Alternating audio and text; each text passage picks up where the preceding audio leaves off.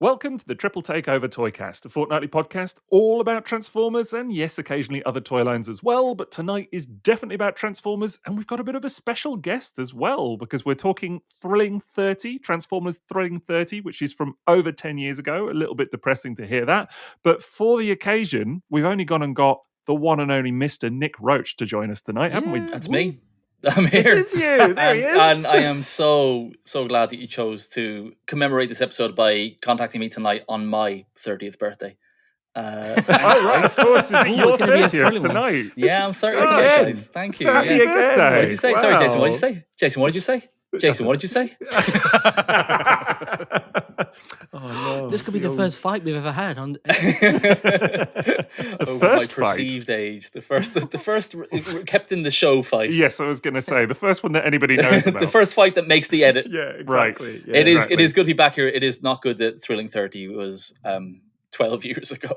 Yeah, I was going to say. Yeah, wasn't 12? Like I'm Yeah, saying 'cause over a decade, but it's 2013, well over a yeah. decade. It was 2013, right? Yeah, despite being Yeah. 30. Yeah, That is yeah. terrifying. Yeah, bad Yeah. times, Yeah. bad times, but also good times. I never really got why it was Thrilling 30, like the 30th anniversary, but they did it in 2013. I think it's because it started early. I think it's kind of Well, yeah, but It was like, the I get middle of that, the year, but- wasn't it? But I think the idea was it was the next year's big product. Yeah, What I was that? guess so. It would be. Yeah, it would be the one straddling, cusping the year, wouldn't it? So, Yeah.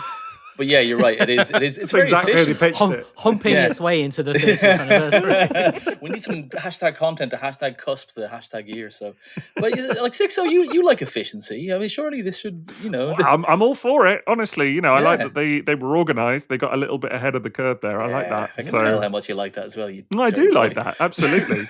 Yeah, it's very much the theme for this podcast, honestly. You know, it just works like clockwork. Yeah. Everybody on time, all the time. Yep. Every time. We Never an weren't issue. changing the plan for tonight. No, night not at all. Not at all. Pro ho ho ho professionals because it's Christmas. It's Oh, Christmas, but secret Christmas. We're But pretending it's it's not not. Christmas, right? Secret Christmas. It's not I the have Christmas already episode. said this is not the Christmas episode. This is Feels not it. Christmassy though, children, doesn't it? That time of year, admittedly, and Liam does Because have a Sixo Christmas gets jumper. coal every year because he's a Scrooge, isn't he? That's why he hates it so much. I wish He's I like, got what? coal. He's like, where you give me a bag of my own heart? I see the tone that we're going for with this Bag of my episode. own. Excellent. Oh, that's He so just puts it on gutting. social media and sells it as a rock lord. It's like 6-0 grade rock actually. lord. Well, no, it's a potential diamond. That's what it is. You know? Yeah. This is it. Like the Are you a geezer he big is. Christmas fiend, Nick? Is Yeah, it big I in your am. house? I wish. It is. I bum Christmas, and very much would allow Christmas to bum me as well. It's With a great. Christmas tree-shaped penis. Oh, that's what they're using these days. What is going on?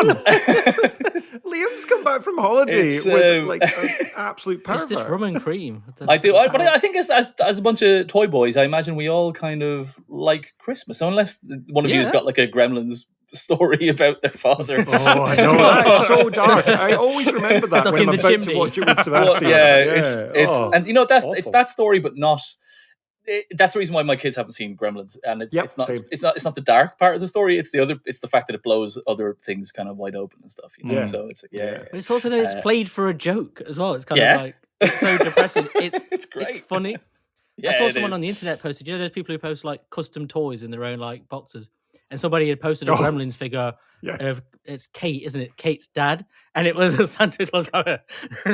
I couldn't stop laughing. I sent it to my Oh, girlfriend and I God. could hear her laughing in the other room. It was so funny. Oh, I It's wish so I was in your wrong. WhatsApp group. I'm pretty sure Gremlins was the first film that ever gave me nightmares. I remember it quite distinctly. It's the bit where they drive like a JCB through the living room Yeah, window through or the- something. No, they do, yeah. Yeah, Yeah. that bit absolutely just took, It was Me out, definitely a man. film that the adults in our life seem to think, oh, the kids will be fine It'll with this. be You fine. know, Yeah. They It was all terrifying. they all took a swing, and I remember. Yeah, just the kind of gore and kind of body messy stuff, and the way that Yeah. film Gremlin ends in and the stuff. food processor. Yeah. That Oh, one, yeah, the blender. Yeah. Oh, it's My the best scene in the film. When It's great. You just hear You hear what I And it hear? spins That's though, the best as bit of well. the film. As soon as you hear that. You know the trivia. I'm sure you guys all know the trivia about the fact that they use the same lot as Back to the Future. So the Yeah. shop at the end is the same bit where Marty drives by it before he goes back to I the think future. I makes did sense. know that. Yeah. It's on the Yeah. left hand side, and once you can know, totally you see know. it. Yeah. I'll be watching it for next time. I noticed that with The Burbs, the film The Burbs is filmed on the same lot as Desperate Housewives. So I didn't know that. Yeah, I didn't know and that. you Wow. totally sort of realize that, like when once you know, sort of thing. Yeah. So You a big Desperate Housewives fan, Nick? big more a Burbs fan Right, and a okay, Terry Hatcher okay. fan. Yeah. Oh, that makes sense. Yeah. Remember, I'm I get 30 it. years old, so I remember the 90s. I get it. I see. Okay. All right. Well, that's all lovely. I mean, we are here to talk about Thrilling 30. Springer and Sandstorm is the real gig tonight, isn't it? Because Yeah. you had a little bit of a hand in these toys, Nick. So we're A little gonna bit. yeah, a little bit. One intentionally and one intentionally without realizing I was intending it. But yes, yeah, it's Okay, a strange interesting. story that even I'm not sure I can make sense of. But yeah, I've definitely godfathered them in some way. I think, yeah. Oh, well, we're interested to hear about that, and it's been funny because actually, when you Google these toys, you do see a lot of references to you online, and kind of people talking about it. And actually, I think you dropped a bit of a nugget. It was a while back. It was after we'd spoken about them on the pod, and I think you told us in a previous chat that we've had you on for that Yeah, it was actually Sandstorm that was that's designed right. Yeah. first.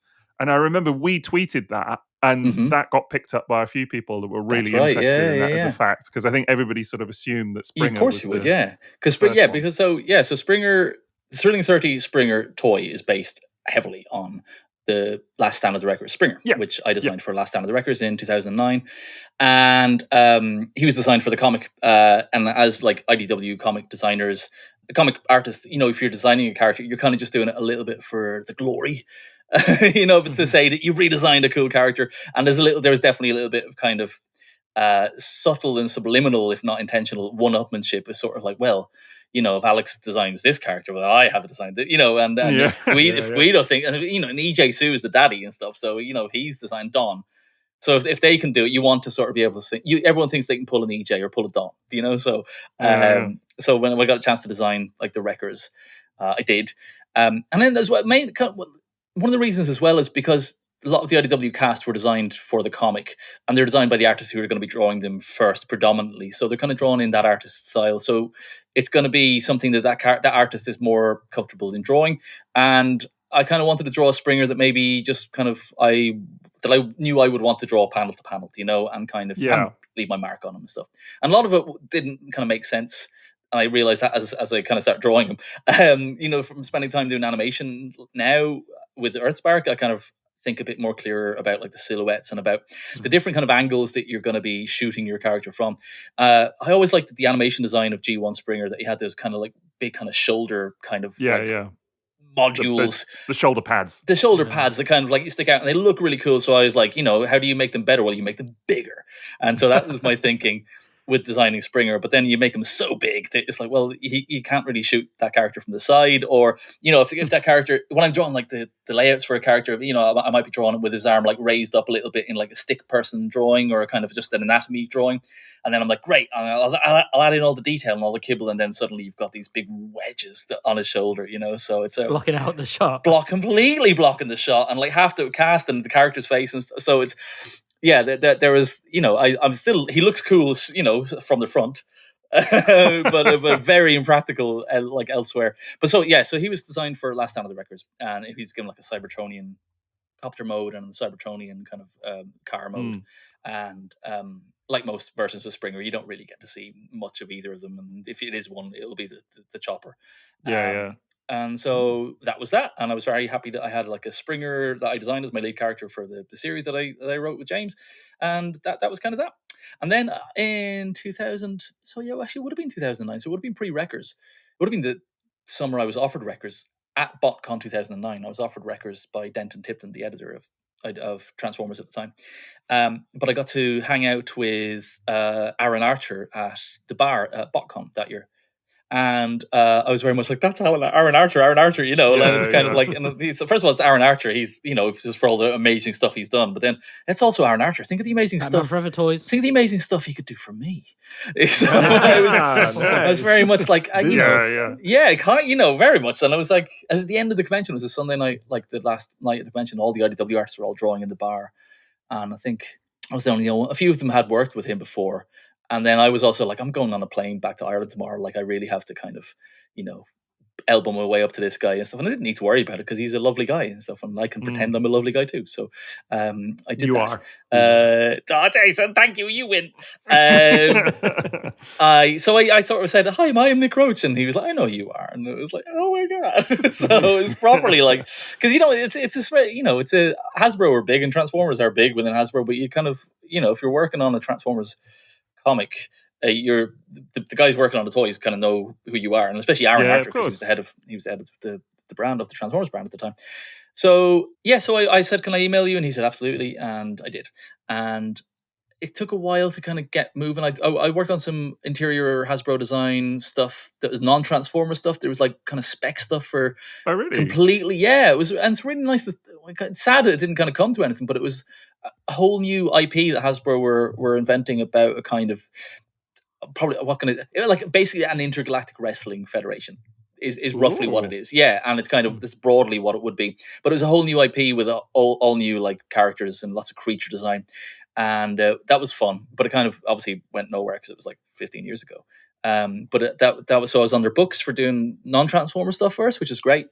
And then I was talking to Rick Alvarez, who was also working internally at Hasbro as well, and he was my contact guy there. And then he recruited me in summer 2010. Asked me what my availability was, and he said, "Do I want to do some work on some pirates themed Transformers that they were going to do?" And apparently there was going to be a mighty gosh, I saw the acronym in my head, and I saw the double M, I was like Mighty Morphin, and a massive multiplayer online game, an MMOG. Okay. So yeah, even I've heard of one of them. Right. And it's I've no idea what it is, but it's either. A computer game. Yeah, it's for the sickos. So yeah, and again, it was all very spec sort of thing. So they're doing some internal designs in Hasbro for this thing, and it was going to be all about Thundertron. And there's going to be a third faction it was all about Decepticon and basically these pirates and the Star Seekers. I think is what they're known as. Of course, because it was all like aligned continuity very stuff much at the time. Yes. Yeah, of course. Yeah, because we had Thundertron, didn't we, in Transformers Prime, and there was like That's this right. kind of, they started hinting there was going to be a storyline and there was going to be a thing, and it never went anywhere at all. No, and it was the only thing that I think came out of it. I think so, yeah. And it's funny because that unified aligned Bible thing has kind of come out recently, whatever, and I think that was being produced around the same time as I was working on what I was working on. So they definitely had that thing of throwing things at the wall internally to see what could stick and form the lore. So there was going to be like a pirate sort of thing. It was going to be set, but kind of in the kind of golden age of Cybertron, as far as I remember. I'm never too sure what I'm supposed to say. But there was there was going to be this sort of third faction and this kind of like tweener character, Thundertron, where the pirates, where he's an antagonist, but he's also could be a good guy sort of thing, and he could be swayed against Megatron. So there was tons of. There was lots of the planets they were going to so there's like Velocitron and Junkion. So they were thinking in terms of planets and assigning different characters to planets, and there'll be kind of maybe different crews for different boats on the planets. So they gave me a few characters to design there, and one of them was Axer. Like to come up with nice. like there's Axer Brimstone. Is Brimstone a character?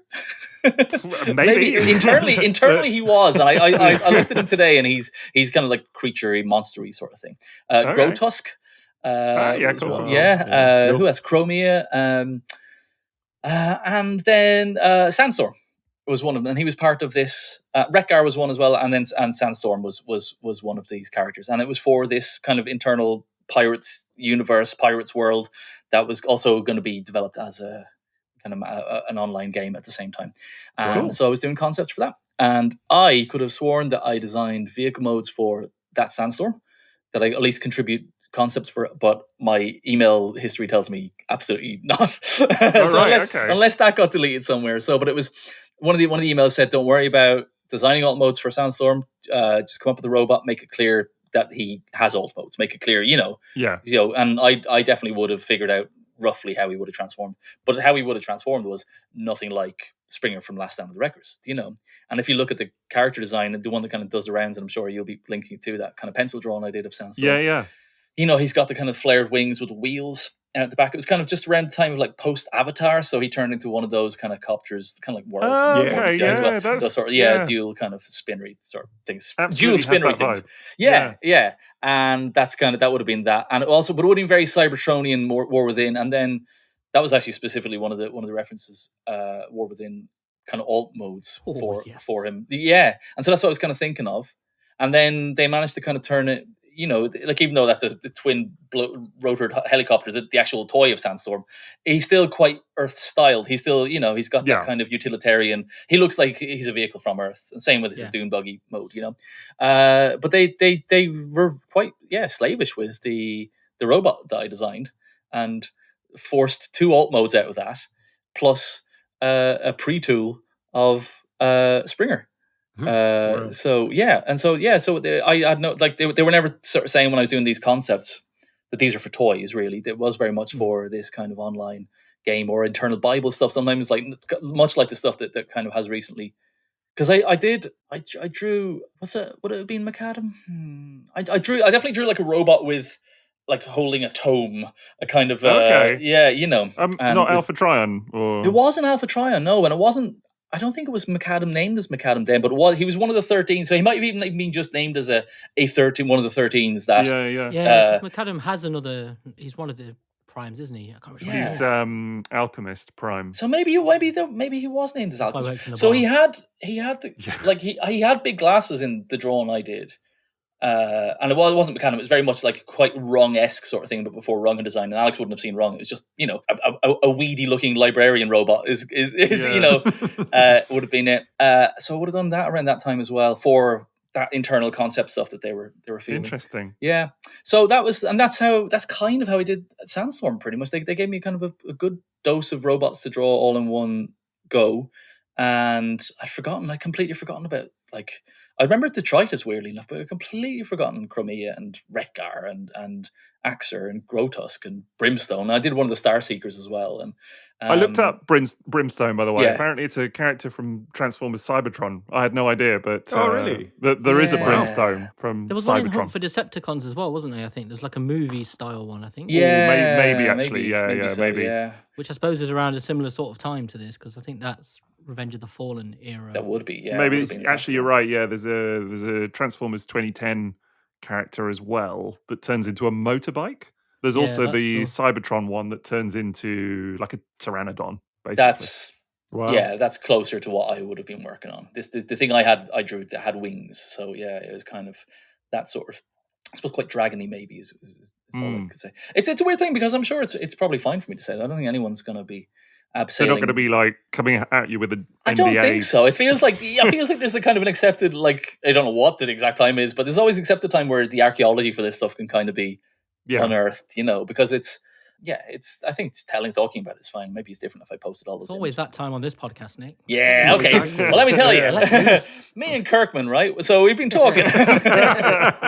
It's wild because now you've mentioned once you mentioned the Sandstorm thing, I saw the face. It was really in the face when I looked at the toy again. I was like, oh my God, I really see it. Like, I'd never picked up on it until you mentioned it. And the second you saw it, I was like, of course, that's exactly what that face has always looked like to me. I couldn't quite get it. You know what I mean? Until you pointed it out. And I was like, and it's mad that they do that because, I mean, they've got so many amazing internal, like, designers and stuff that they could always finesse the personality of the concept artist out of these things, you know? So, plant their own one on it. But yeah, there's definitely a little bit of my style in his face, and it's very much so in the Springer's one as well. But I think definitely, if anything, the Springer really feels like the comic. Honestly, like it does. It really it's does. quite incredible. Shocking, they isn't it? took a design, just the process of like taking your Sandstorm design, turning it into a toy, which is already very close to what you drew, then retooling it or pre-tooling it or whatever into a Springer that was a completely separate design, also by you. It honestly feels like a Make-A-Wish thing.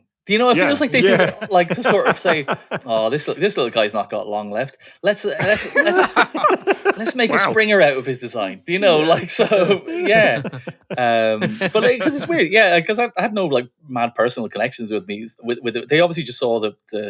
You know, they weren't just doing it as a sort of, he'll love this. You know, maybe there was a bit of that, but there was also, they just saw something that worked, and Springer's obviously going to sell more than the Sandstorm, so they hadn't had Springer in quite. That was very much that G1 looking Springer, even though he's a new design. He's clearly that character. He's not like a bulkhead from Energon, which I do love as well.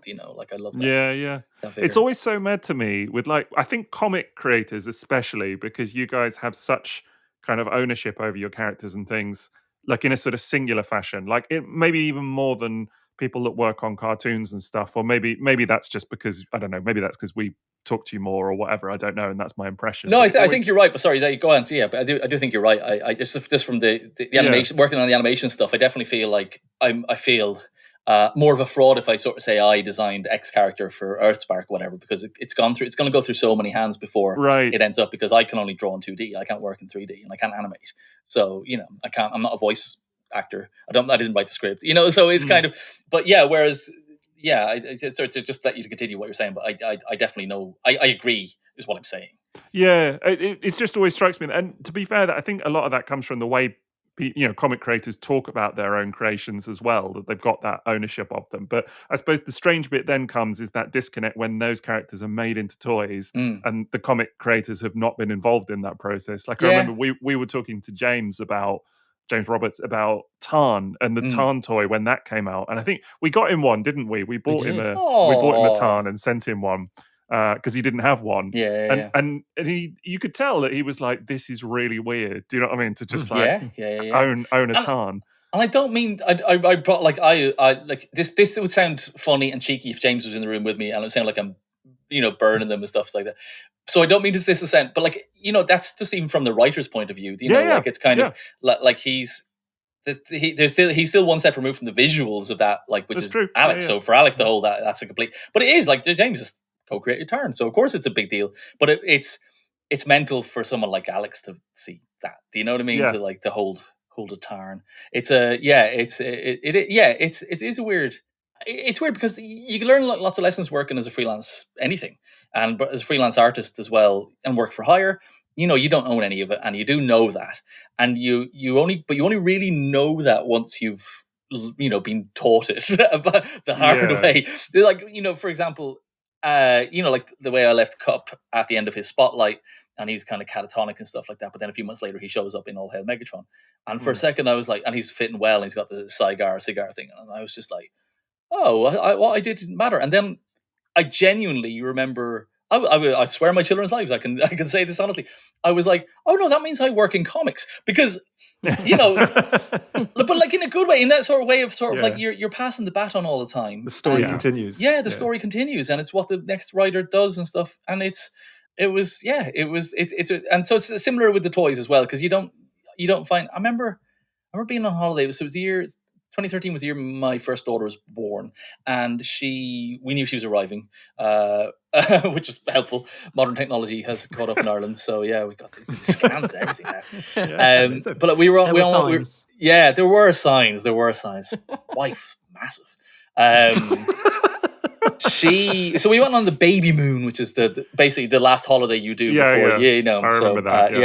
I remember that. It was also my last holiday. But I remember being in the hotel room and looking online, and I think they had. So this is early in 2013, and I think they had announced the Thrilling 30 stuff, or I think maybe Metroplex had been announced, or some box art, and there was a Springer, a tiny version of Springer was pictured in the reveal art, or the and that was the first time you'd seen it. That's the first time I saw it, and I can't quite remember now whether it was in robot mode or if it was just. I think it might have been like a little kind of robot mode Springer possibly, and it was like that kind of looks like, and so I kind of knew that there was a Springer coming before there was a Sandstorm, and then the Springer toy was released first. That was the thing.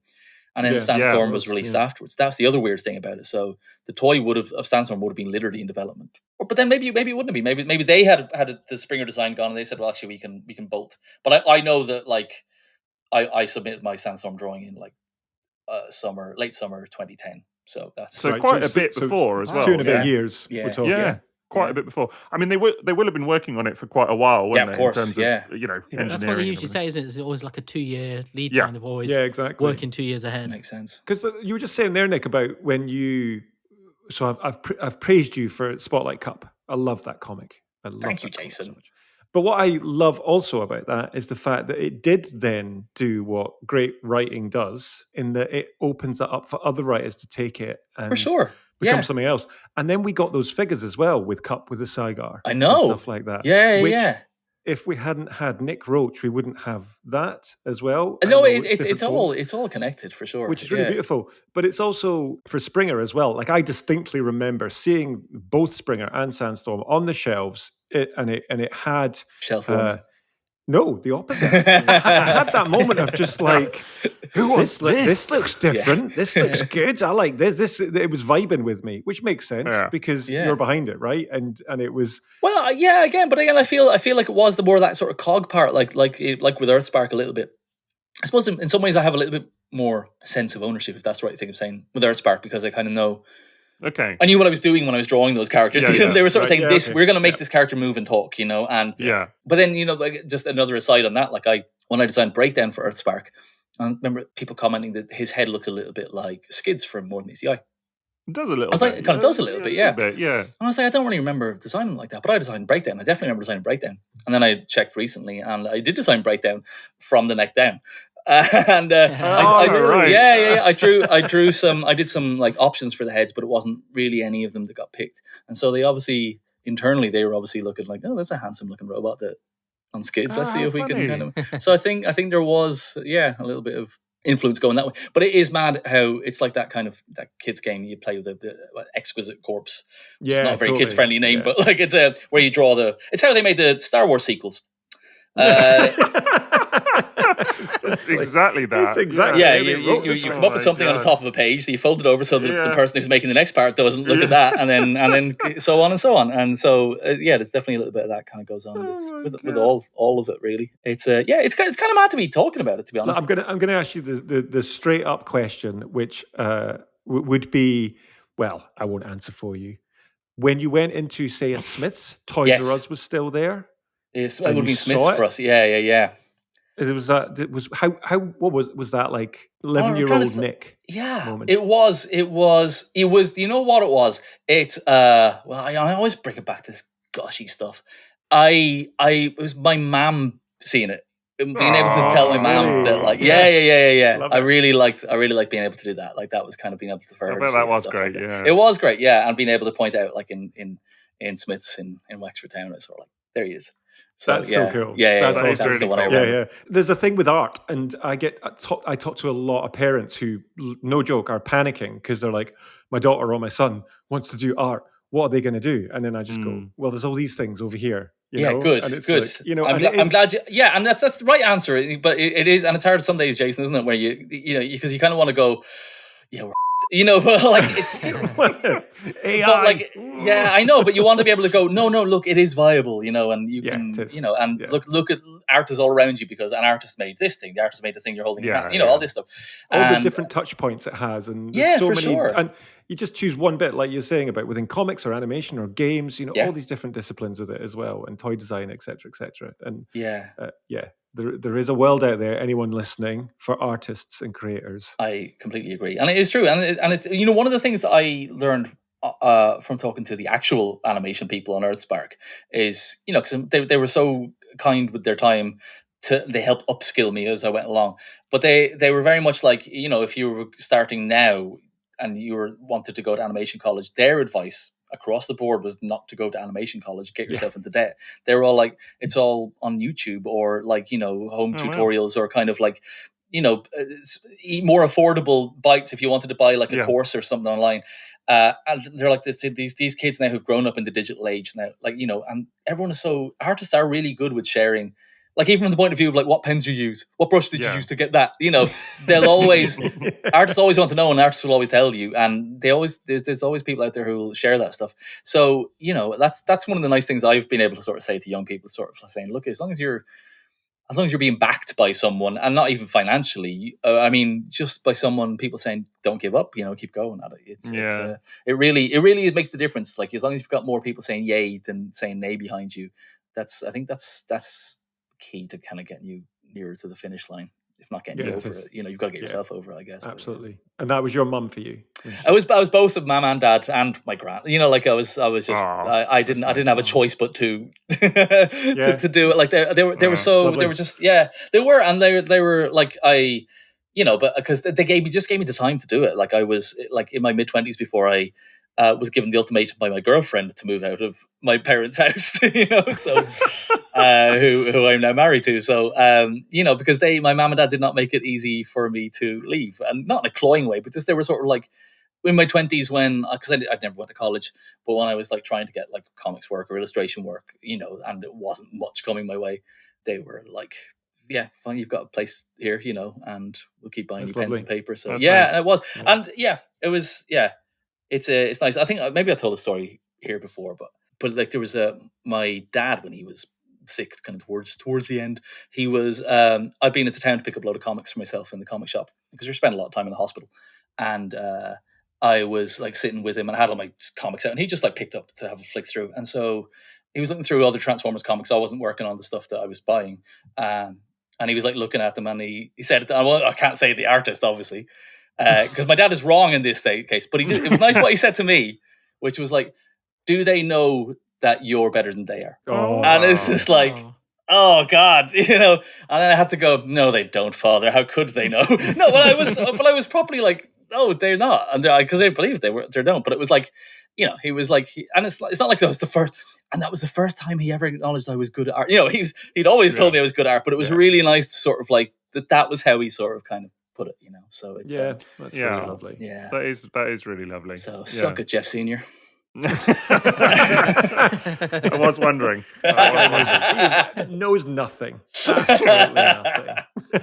Yeah. Anyway, this has turned into me blowing smoke at my own arse tonight. Sorry, guys. No, but the thing is, this is like it's lovely, and it is, and as you know, it's the world that I've existed in from the animation side, and friends that have gone off and they're working on like they've worked on the Marvel movies, they've worked on Star Wars or whatever, and the world that we're all in, and the overlaps between Uslaw and with James and all this kind of stuff, and that we followed the things that we all grew up with. Transformers was my inspiration to get into animation, and it was my love, and I had really supportive parents behind me, and people, and my partner is like that, and I'm like that with my son. And same as well. I have to say the same as well, but just true. and that is what you need, but it's not just in the arts and creativity, it's just in everything, isn't it? And it is, if you've got people extolling the virtues of what you can do and celebrate that does wonders for anybody. And it costs really nothing important as well. And it feels nice to do too, Jason. I mean, that's what you're saying. It's like, when you're kind of, it's kind of, three of us have,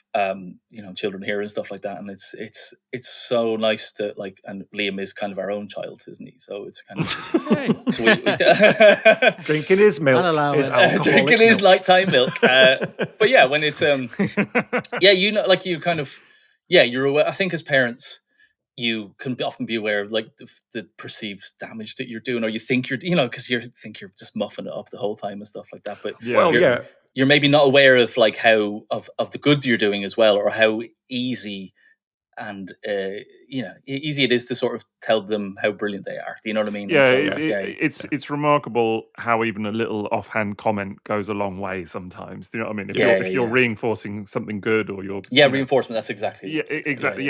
It's remarkable. And to you, it sometimes is an off-the-cuff comment, but you can see that it's landed with them in a way that really means something. Yeah. So it's that same thing with the dog, exactly that. I was going to make the joke, Liam, and honestly, she deserves all the love as well. She really does. Really does. But we know your dog is better behaved than any of our. I wish. Talking about damaging your child, though, Nick. Let's go. I did read Sebastian, my son, Scarenthood, as you know, and I mentioned that we were chatting to you today as well, and he was, and I was like, oh, we're talking to Nick in a week, and he's like, oh yeah, who was that again? And I was like, that's the guy who wrote Scarenthood, and he went, oh, that was so scary, that book. Can we read it again? Oh wow! So it's totally into it. Oh yeah, it's great, and it was just he's at that great age as well. Yeah. At that great age, because he's a 2013 baby as well, and he's at that great age now where he's like enjoying being a little bit afraid of something. My 12-year-old is the same, and it's a nice feeling, and it is nice to kind of, I think maybe talked about this before, about that fear of not being right. Well, I'm in the Transformers, so you're in the Transformers, or I'm in the comics. You can't do that. You can't really do that. But there is, my eldest can't. She loves geeky stuff and comic stuff and sci-fi stuff. But like, it's kind of nice that she doesn't like Transformers. Like, it means she's opening me up to, because she reads all the kind of cool indie kind of quirky comics about relationships. You know, that K-pop Demon Hunters is all I'm getting fed at the moment. Yeah, and it's huge here as well. Yeah. But it's nice. We have watched it as well. Yes. Well, actually, I haven't watched it. I've only heard the songs. So I need to sort of sit down and kind of... I think it was getting big around the time I was on a deadline. So I was sort of like... So now, over Christmas, I'm going to definitely watch it. It's... it's nice to share... But it's nice to share stuff. Around Halloween, we were watching kind of slightly edgier stuff around the older kid. You know, it is nice to bring them along with you. It brings us nicely back to the, going back to what we're talking about and you designing Springer. And we grew up with Springer as a character. And this whole, but this is, our kids are going through that now, and they're bringing that in. I honestly, I'm like living vicariously through that moment for you in the fact that like you get to design a character. You're doing it in the comic, obviously, but it's like a comic book character from our childhood, from the movie, which were just like, oh my God, it's just so awesome. It is so awesome. There's no two ways about it. And I'm not a Transformers fan. I think I'm a Transformers the movie fan. And it just happens that that film also has a lot of other stuff that kind of you can get into. It's those characters and the music and the look and it felt like a little personal bingo card mission to sort of design as many of those characters as I could have done, so it's or at least if I couldn't kind of bring them in but only at a certain time. I think like we talked about records. I said about the editor at the time was very much like put RC in the records so that we can have Springer and RC. And I was like, no, I don't want it and stuff. But then I was very happy to have RC along once because it just felt right having. There's something, I think those Transformers movie characters as well felt like they were designed so intentionally. Did we talk about this before? And it feels like their color schemes are so complementary to each other as well. Absolutely. Gorgeous palette. Yeah, aren't they? They look so right together. Yeah, for sure. Honestly, just from the kind of like pinky sort of magenta or whatever you want to call it of Hot Rod to the blue of Blur to the kind of weird tealy green of Cut to the pink of RC. It's just even like when you add in like Wheelie, as much as I hate him. But he's that part of the color wheel that's missing until he's in there, isn't he? Yeah. It is real color theory, honestly. It just works so brilliantly. Even Wreck-Gar is kind of like adds the kind of brown and everything. Absolutely, those autumnal tones of the Junkions, So In fact, Sixo, didn't you do it in one of your videos on YouTube for the prototype RC as well, and her color scheme fitted as well. It really does fit. You did that image, didn't you? And that just looked, and it is very autumnal, in that kind of look to it. It's definitely coming from the same place that the rest of the characters palette is from. That prototype design, color, design. Definitely, but they're such unapologetic colors as well. Like really, like bright baby hues. They're just so vibrant, and I absolutely love that. It's a real shift, isn't it, from the cartoon where it's all real world vehicles, so everything just kind of looks normal, so the colours come along with them. It's almost like super kind of Sentai sort of thing, almost, isn't it? It feels like it's that color coded, like here's your Red Ranger, your Blue Ranger. There's a bit like that. So it's kind of like definitely. Let's talk about Transformers the movie. Honestly, again, that's one thing that my son will happily rewatch again and again and again, and I will as well. In fact, I chanced upon the other day. I was flicking through some old videos, and it was all of us lot at TFN dancing and singing along to Stan Bush when he was there many moons ago. And even that, like, I mean, who'd have thought, like when we were all like, 6, 7, 8 watching that film for the first time, and you get to sort of see the guys sing it, like, it's kind of phenomenal. To kind of bring Miley back on track, it's that sort of connection, and it's mad that like it's something like Transformers has shaped our life, and then and I include you guys in this because. You have the ear of Hasbro, but as in like we influence it back. Then like we kind of we're all like leaving our marks and stuff. And I've said it as well, and the listeners have heard me say this when on Earthspark when we're being sent the reference photographs. It's toy box soapbox like on the reference photographs. Like the 670F. So it's that's so cool. So brilliant. It is like, for sure. I know him. I know him. It's my friend from other work. So it's so funny, isn't it? I am very glad without sort of like trying to sort of like steer the conversation. I am very glad how unapologetically again pink they went with Hot Rod for Earthspark. He looks great. I like whatever. I know everyone loves those last few episodes. Well, I was going to. I was wondering if we were going to bring this up. I haven't caught the last 3. But okay, you've not seen them. I won't spoil anything. So I've read the script, but I would have read the scripts when I'm trying not to spoil anything either. Like for the listeners, there's a big thing that happens. Yes, I'm aware of the big thing. Yeah. And the big thing is the controversial thing. The controversial thing, and I think there was a plan for that to be resolved on screen, right? As part of these last kind of gasp of episodes. Okay, a character would have turned into another character. Okay, interesting. That was on the original call sheet. I kind of got an idea. Reading between the lines. I know. And we're trying not to be like that head on the podcast. So it's four of us now, sort of saying, "Well, we know." But it's, but it's yes. But I haven't. But we watched the first two episodes the other day.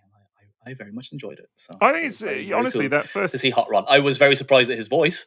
Yeah. Yes. Yeah. It was a bit of a surprise as well. So wow. What's his voice like? Is it like, no, then, I'll do him? Like it's from the north. Hey, it's me, Hot Rod. I mean, I've got me whippet. They already made him French in the films, right? In the live action. I know, films, yeah. So true. Why not?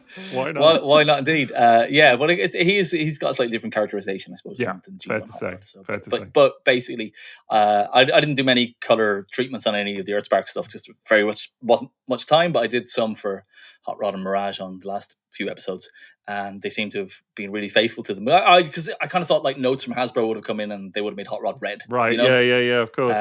But it's quite possible Hasbro said, "Well, we're not making a toy of this guy. Do what you want." No, nuts. Yeah, you fast forward 3 years and a toy will appear. Yeah, fast forward 15 years and he'll be in Generations. Maybe. Exactly. Totally. It's funny. I had in mind. I was like, should I ask Nick about the last episode of Earthspark? Because it's kind of, I mean, like on Twitter or whatever at the moment, it is. It's caused some comment. Let's put it that way. I know. I am not. I'm not really on Twitter anymore unless I'm trying to sell stuff. Yeah. I'm not like engaging or talking on Twitter anymore. So it's kind of nice. Yeah. And turns out no one on Blue Sky watched it, so it's fine. Yeah, totally. In my lovely liberal echo chamber on Blue Sky, where everyone thinks I'm great. Very sensible. And the way I think is great. So it's Everyone's very tolerant of what they did. They're tolerant, except unless it's a joke, and then they're trying to, they don't like you making jokes, and they want explanations of the joke and stuff. So fair. Yeah. So coming back to Springer and Sandstorm, and just I suppose I'm intrigued because you mentioned about seeing that toy in catalogs and stuff, and then seeing it in toy shops and this kind of stuff. And obviously, Sandstorm had not been released at that point. So as far as you know, the Sandstorm design that you did was not going to be used, I presume. Because it was for a video game or an online thing or for their internal Bible and stuff. So. And I was very aware as well that, because they were very clear in the emails, it's sort of like, these will probably get redesigned by the actual artists on the project, So, I mean, it's great to be there at a time, because like Hasbro, like, that era, that in like 2009, 2010, 2011, those toys they were making back then, man, they were so good. And they're not making, they're making amazing toys now. I had a go of Wind Charger at, the TF Nation. I was very much like, Wind Charger. Who cares about Wind Charger? And that toy is a really lovely toy. Like, they're still geniuses, and they've obviously got more constraints and like budget constraints and all the logistics. But like some of the imagination on some of those kind of Hunt for the Decepticons like era toys and those like Chinese generations like the Cup and Springer Reveal the Shield, all that stuff. Oh, lovely stuff. So there's obviously a bit of a budget in Hasbro at the time that they could sort of like, spaff it on people like me to kind of... Yeah, I think you can see that in these two toys because the retooling, everything is insane. And I suppose that was going to be my question. So when you got Springer, not knowing that they were also going to use... I wouldn't have known, Well, that's what I was going to ask is, would any part of you have looked at that and gone, oh, this is probably from my Sandstorm, or I don't think anyone could really. No, because I mean, like even to the point of like the silhouettes are completely different, and it's the Sandstorm has wings essentially, like they both turn into helicopters, but like one of them wears that on their bot mode more so than the other one, and no, I wouldn't have done. And I think Sandstorm was hard to get, definitely in Ireland, definitely for me, because I didn't see one until I was at TF Nation whatever year it came out, so that was good. And then I managed. I think I bought a loose one as well. Some fool had parted with the so I have one. I have one in the box, and I have one open. And talking about like support and all that stuff, like so. Similar time, well, a couple of years after there was like a third party Rodimus figure based on the Lost Light More Than Meets the Eye design. And so my wife got me a lovely display case, and that's where my Springer and my third-party Rodimus, More Than Meets the Eye Rodimus are now. And it's sort of like, cool. And that's so cool. Like it's really like, cool. Again, it's just really nice when people kind of get it too and stuff. Because I think for me anyway, I'm really bad for kind of acknowledging kind of when something's a big deal as well. Like as in, because it is a big deal. It's a big deal when I'm making the thing and designing the thing and I'm telling everyone I'm doing the thing.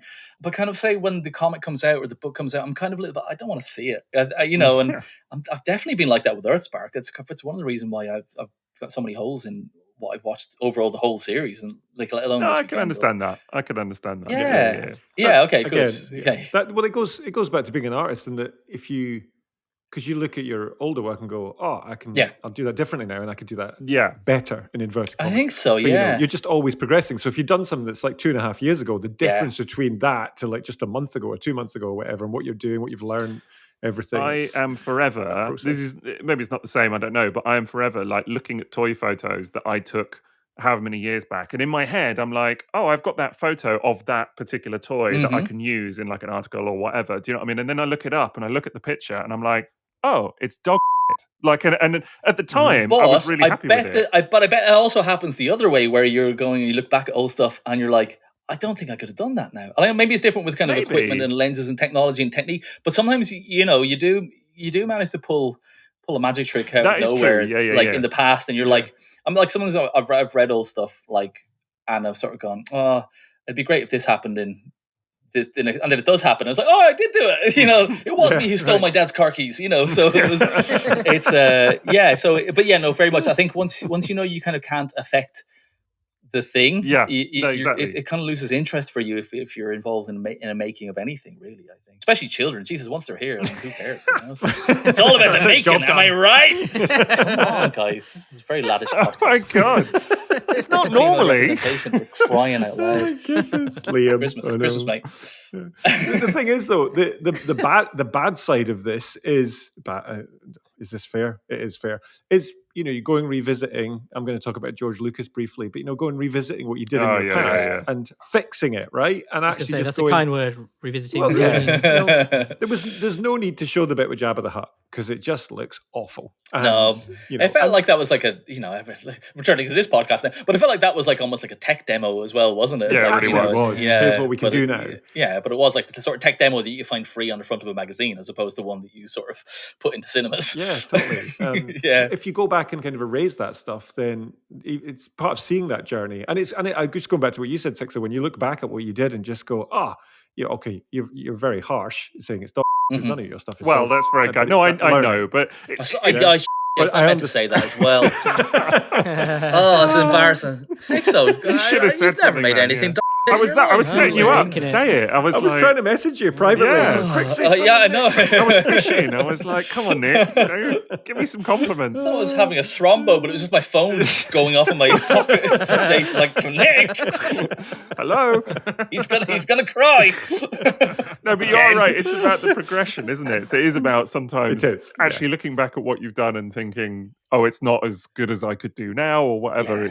That's okay. But look how far you've come. The big problem, I think the big problem is when a project is like long term and maybe isn't seeing the light of day. So at the moment, I'm working on some like in comic stuff, spec comic stuff, but I'm not getting to work on it like consistently, day to day, week to week, or whatever. So a lot of the work that I'm kind of looking at the moment was drawn back in January, and I'm like, do I do it again? Yeah, it isn't what I like, but it's also like, but it doesn't, that feels counterintuitive as well, because it's taken me this long to get back to it. Surely I need to use this time to sort of like build ahead on it, and I will do stuff, but like that, it's kind of when you can change it. It kind of goes back to the Lucas thing, Jason. I think, you can change it, you probably will, and if you have the time and resources to do it. So But then you could get stuck in this perpetual. Oh yeah, for sure. That's what's great for doing so you working on Springer and then doing that project, and then so. If they'd come to you and said, "We want you to design Springer, as a toy," that's interesting. Would have you found that like a kind of paralysis more? I think I might have done a little bit, because I kind of already done it, and I think I would have been second guessing it myself. Whereas for the the Wreckers thing, I was sort of like, I didn't have time to design. You know, like it was very much like you've got to get these characters on the page soon. There's no development, there's no lead-in time, and there's no development budget on comics. You know, especially Transformers stuff. So it kind of, I think, I think it very, very likely would have done, or I would have think that that I designed the Last Stand Springer very intuitively. Let's say. So therefore, that's my first choice. It's like playing Family Fortunes. You're sort of like, well, the top answer is being got. How do I get, or reverse pointless or something, you know? So you're kind of, or actual pointless. You know, you're trying to sort of like kind of work against your intuition to kind of go, well, I've done this. How do I do something different? And yeah, I don't think it would have been as elegant. I think the comic version of Springer, you know, because he was in like 5 issues or whatever, and you know, as you're drawing comics, well, you're learning the character every time you draw him. You know, that comic is a proof of concept in some ways of like how he works as a character. The comic is popular; people wanted that character, that version. I guess, you know, there was enough feedback there for it. You know, I think just weirdly just talking about like drawing a character and how you learn to draw it, and you kind of by the end of the series, you really only feel like I've just done a few like Judge Dredd strips this year, and it really only feels like at the end of every issue that I'm kind of getting the hang of Dread now, but now I've got to stop until, like, you know, they ask me to do it again in X many months or whatever.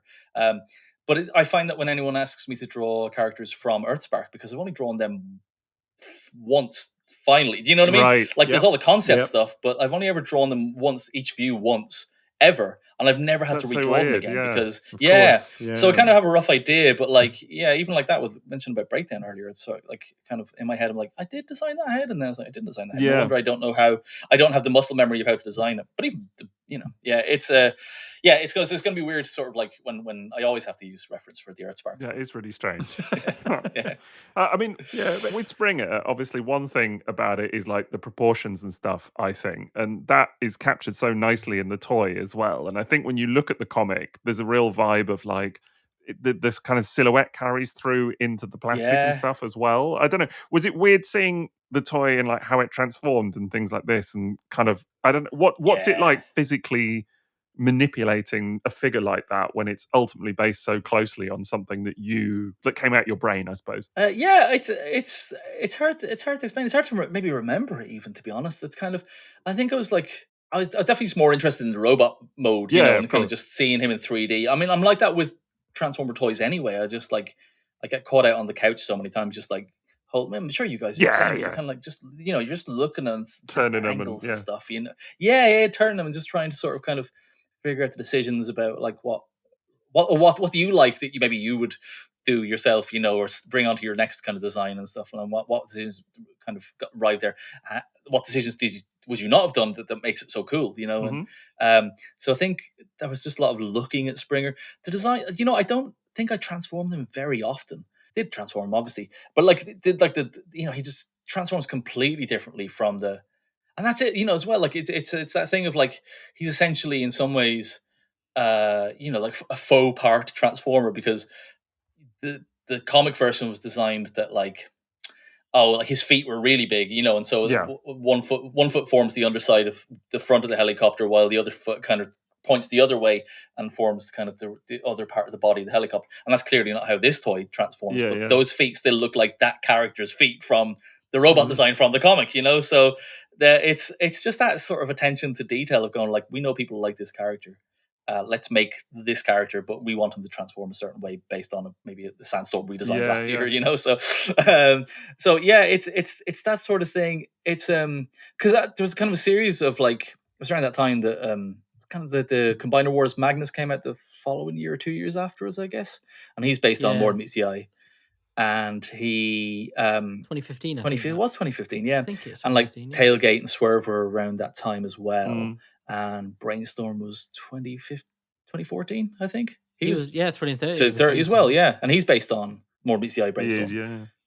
So, you know, but all their alt modes aren't, you know, and like that was the really cool thing. They're very much like, we want these, because they're all quite earthy. Even the Combiner Wars, it's kind of, it's not quite a Cybertronian truck, it isn't at all, because it's got like all the little ladders and stuff on it, you know. It's got all the kind of the molded detail. Very, very but I love that, because in my head that made him as big as, in my head, massive. But like the Ultramagnus from the splash page with Galvatron's on it, and those cars just look tiny compared to him. Like it's sort of like, it really, the scale of this guy. So they were doing this thing of kind of designing these very IDW faithful looking robot modes and kind of come up with like Earth vehicles, kind of like even the Skids and Trailbreaker, right? I think they're kind of more. Are they Cybertronian vehicles, or are they kind of stylized? Skids is kind of like an Earth car. It's like almost like a little Ford Fiesta. Yeah, he is, right. And even Trailbreaker is like a kind of a proper pickup truck, kind of or kind of futuristic. Yeah. So that was the fashion of the time, wasn't it? To kind of like give the fans what they wanted, but I guess the market was demanding that it was just fit in with the rest of the line, I guess. That they would have to have been those kind of Earth-based or Earth-influenced modes. I do remember the scale was varying, say, at that time as well. Yeah, it was. And it's interesting now because we've been talking a lot about class sizes of late, haven't we? Like, is it a Voyager? Is it a Leader? Is it a something else? And all that kind of stuff. We? And that's kind of well, we the fandom, right? Okay, the Royal General. Yeah. Well, there was we keep touching on like with the Studio Series chat we were having as well, and when. Was it not one you mentioned, Liam, that changed class between being released? Or one of our patrons actually Springer, mentioned. Wasn't it? I think wasn't he kind of two different classes? Wasn't he like between lines? He did kind of they twiddled with it and they upped to a size class. Yeah. They gave him his iconic record armor, of course. So I can't believe they left it out first. You put the iconic in front of it because it has to. Very iconic. Disrespectful not to leave. But there was a thing about this line that it made it like on a shelf. It makes it very interesting when you have all these different characters and that Springer in that bright green yellow and then Sandstorm. Opal Fruit's colors of Springer. Oh my goodness, that orange as well. It is like so good, and I took it as a personal victory, but I also knew I was lying to myself. That they recolored him to make Cloud Rodimus. Yeah. Which is cool. And I was like, I've designed a hot rod. No, not really, because I wouldn't have made a book like that. So it's, you can take that. But I never got one in the end. I was supposed to get one. They did a battle trap out of it as well, didn't they? That's right, yeah. They got some good toys out of that one, honestly. It's a really celebrated figure. Like a lot of people still now hold it up as. I mean, he is, isn't he? And really there's no credit taken for that. But so I can sort of say he is. Listen, we're all saying that, but it's nice to be able to go like it is. He's so good, like because I've got nothing to do with the toy. He's just, and I'm so. But it's nice to be able to, it's like more than the ECI in general. Like I did the covers and I did the first issue, and I got to sort of hang on to the coattails of that forever. So it's I'll take it when it comes my way. It was described recently by one of our patrons, Dougatron, a long-time patron of ours. He's a good guy, and I have to say that because I've called him a few times on the podcast. And I think he's getting a little bit. Called him much worse. Yeah, he's a pipes. Like the PG. He's a pipes truther. Did you know that? Like he commissioned a piece for me. Yeah, that is like a Pipes getting revenge on Overlord. Oh, okay. All right, nice. That's fair. From beyond the grave. Yeah. Necropipes, yeah. Necropipes. It's just haunting him forever. It's the pipes from Ghostwatch, though, yeah. Now that is a truly terrifying piece of TV. That's very upsetting. I was 12 when I watched that. Like, I was saying to my wife, "Was like, can we show it to the oldest?" She's like, no. But yeah, so Dougatron was because we did our recent panel where we were talking about favorite Generations toys, but I think we put on the slide that it was like Chargo Generations, but actually in our minds we were talking about Legacy or like Age of the Primes, and like we were talking recent toys. And afterwards he came up and he was like, "You guys all picked like fairly decent toys, but what about Thrilling 30 Springer? That's clearly the best Generations toy of the lot." The man who knows what he likes. Yeah, exactly. and I like him. Well, he likes Springer. He does. Yeah. I think. As well as that, it was quite affordable, that toy as well at the time. £37.99 according to my database. It would not accurately cost that today. Let's be clear. Not now. This is when I bought it. But that also feels quite a lot even for then. Yeah, big figure though. No, for sure. Yeah. But he was a Voyager scale in the days of Voyager scales being like 20 quid, wasn't he? That's what. I'm absolutely not. Jesus, not with your spreadsheet. I was going to say, are we going to quibble Jason's database? Are we? Look, it's definitely that's going to be. I'm not sure I would have spent money on my own action figure for that if it would cost that much. Is what I'm saying. Looking at it right here, $37.99 for a Voyager Thrilling 30. I don't want to say that your database has ever been wrong before, Jason. I have the Takari Tomy version. Import. He's nice as well. Yeah, I don't have details. Do you know what? I think you guys are genuinely going to enable me to buy another one tonight. I have two. This is no word of a lie. I have both because I got the Thrilling 31 first, and then I saw the Legends one when it was going relatively, cheap or whatever, and I picked it up, and because it just looks so nice, and I love the Legends boxes and all the presentations. Zakara did a really good job with that line, and I got it, and I was like, I'll just get it, and then I'll just see which one I like more, like in hand, because they're quite different. And honestly, I can't decide. So I've hung on to both of them ever since. And I keep looking at them. And the thing was, relatively recently, because it is a toy I transform quite a lot, and relatively recently I did transform both of them into all three modes. And I was like, do you know what? This is just so much fun. Like, I'm happy to have the two, really, weirdly. That's true. I do remember it wasn't a chore to transform. No. I don't think it was. It's good fun. It's not at all. Pleasant. It's really fun. Yeah, totally. And the Legends one he's like kind of movie colored, isn't he? He's kind of our animation colored. Yeah, it's quite different. It's a lot more, the green is really different. Like the green that's is what I'm thinking. Very vibrant green, isn't it? Yeah, it's like a real sort of, it's hard to know, like a really saturated pea green. But the chest is green as well. The chest is not yellow.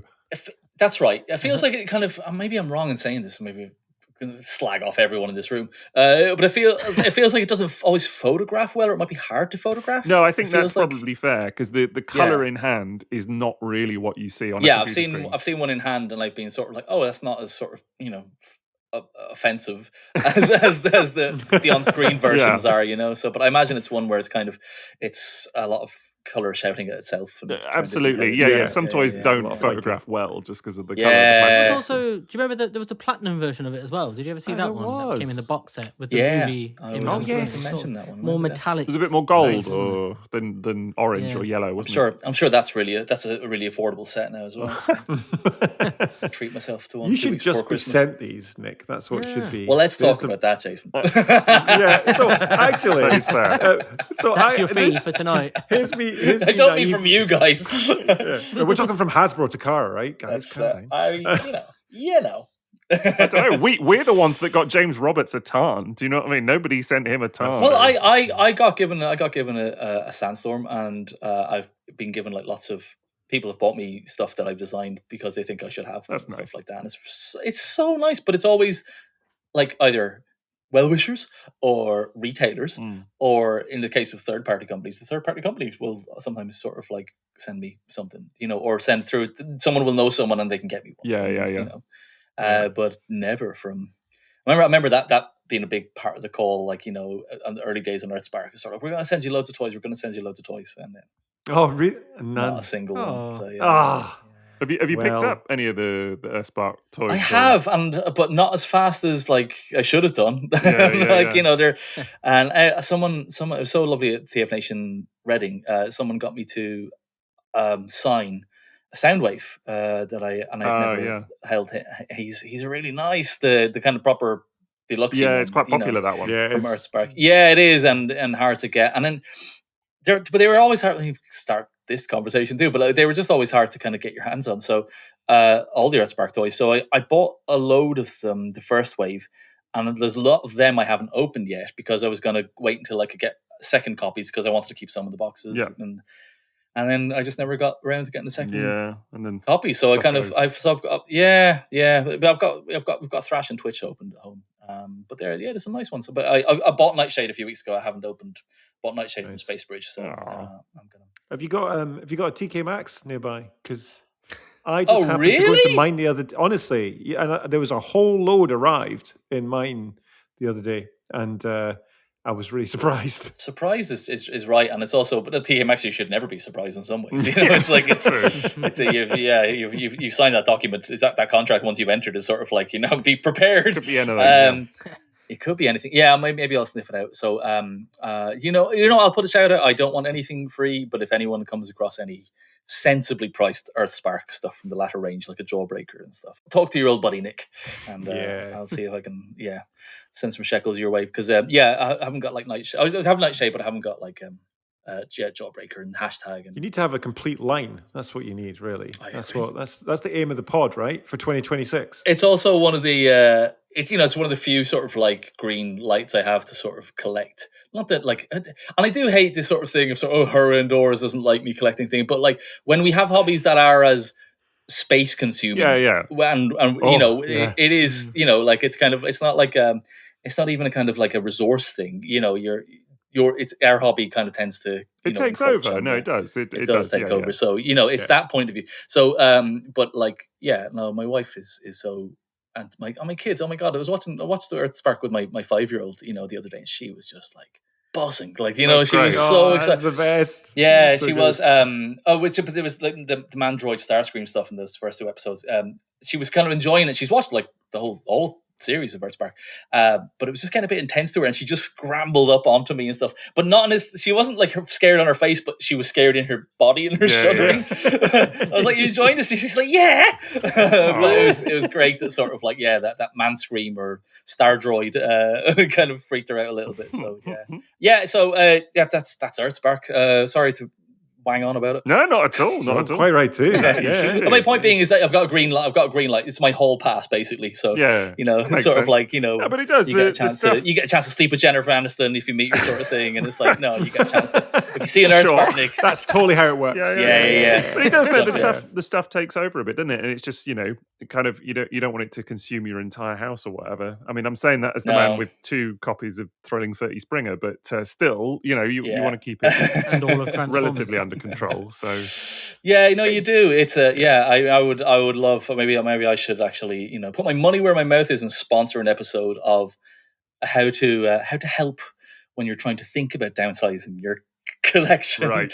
Because there's an upcoming episode that might be able to help with that one as well. What it is, you're going to tell me all the Transformers that are racists, and I can just throw them out then. So just send them to us. These are all the biggest. Be the really expensive. Yeah, and it won't be the characters you expect either. So. Exactly. Totally. I mean, we all suspect Wheelie.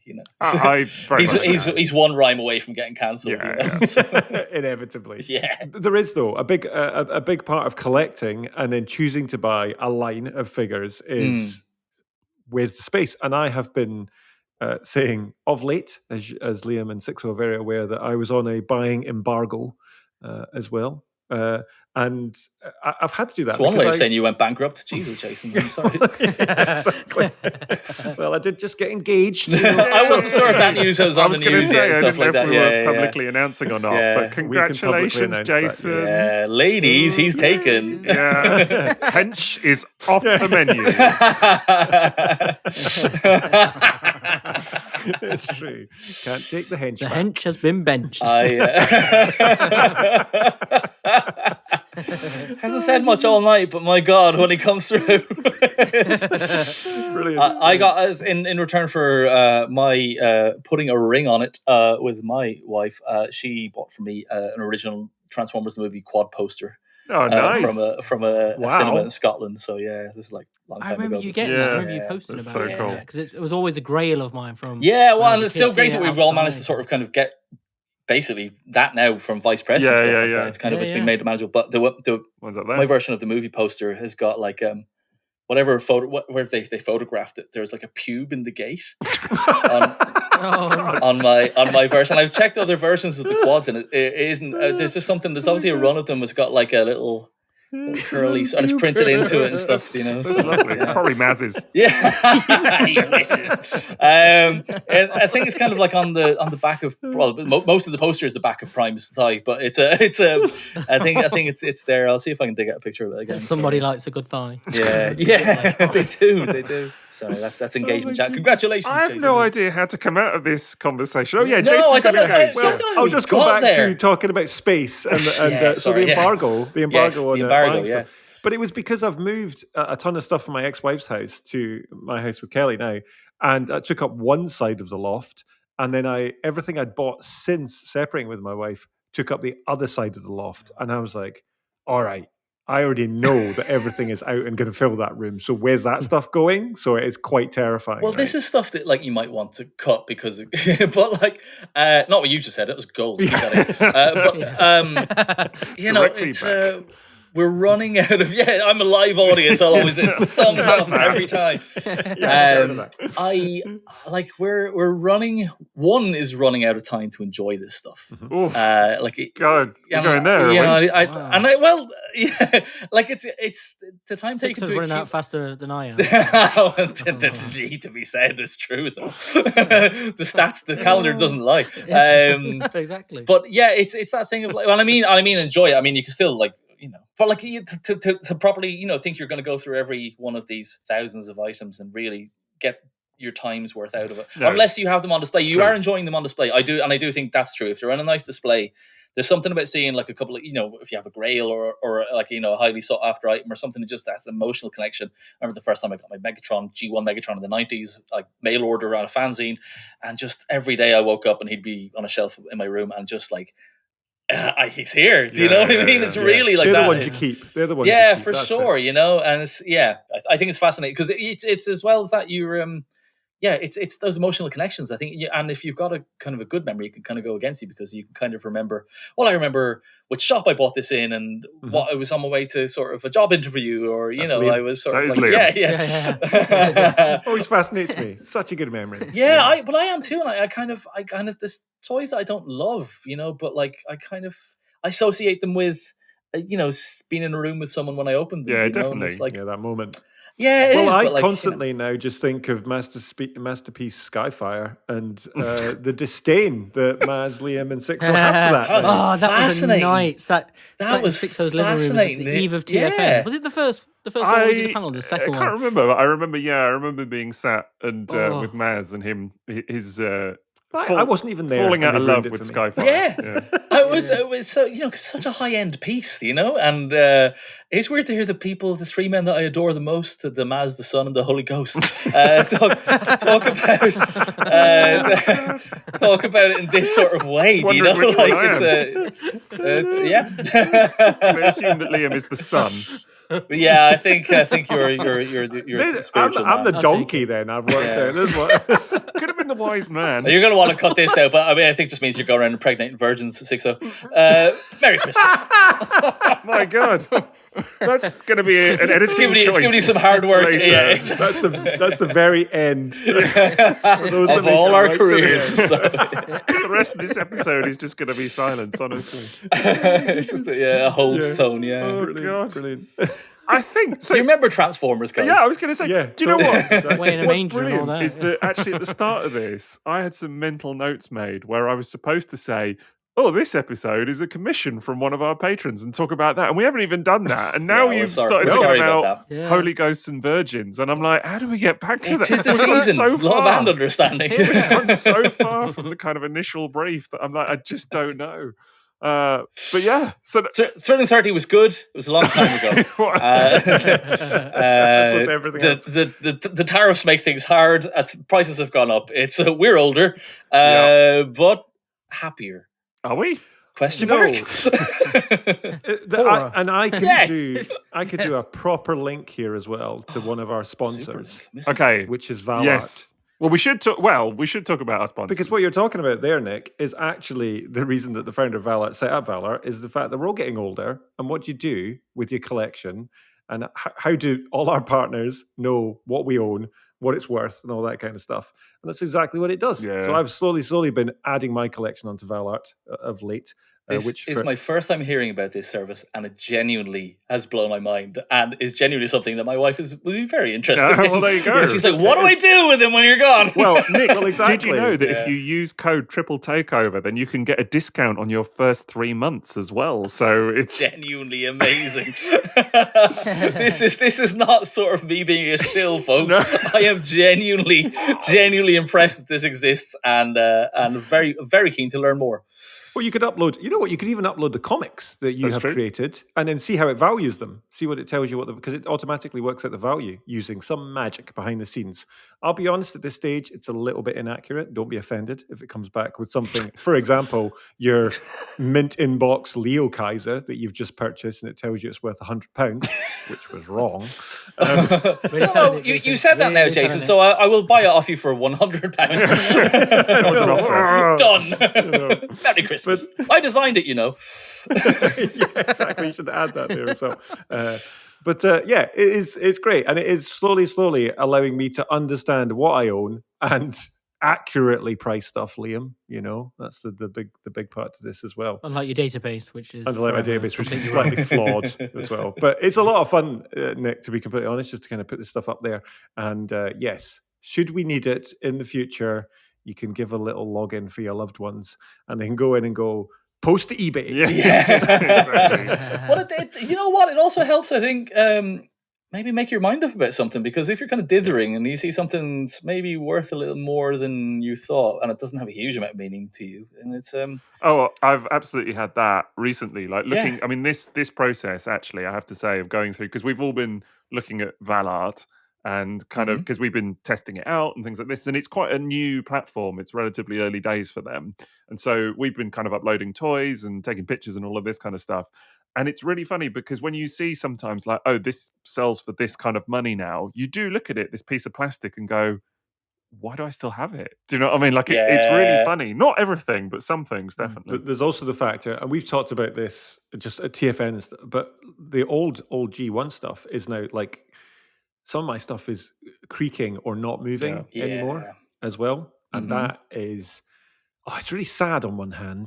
Because breaking very slowly. Like Maz is old. Bless him, he's all too. And he's, we can't even list him on. Valart is not a human trafficking site. We need to. But he was his G1 Metroplex he was talking about, wasn't it? The chromed hips one, which is the same one I've got. And he said that he was like, he's transformed it for photographs he did recently, but he's terrified to do it again. Well, we did a big house move like 10 years ago now, but like a lot of stuff got put in storage then, but it's all my G1 stuff, and it hasn't been out with those, sealed, looked after boxes. But I mean, it doesn't matter what, how well looked after it is, just time is going to do it. Yeah, time does its thing, definitely.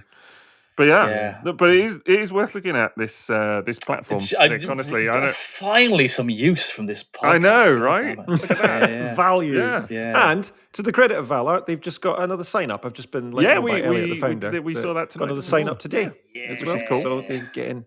Yeah, it's very nice. So thank you. I'm intrigued to see what other stuff people put on there other than toys and stuff, because you could have like. I'm assuming there are going to be people putting like memorabilia. Oh, here we go. There's a pun coming.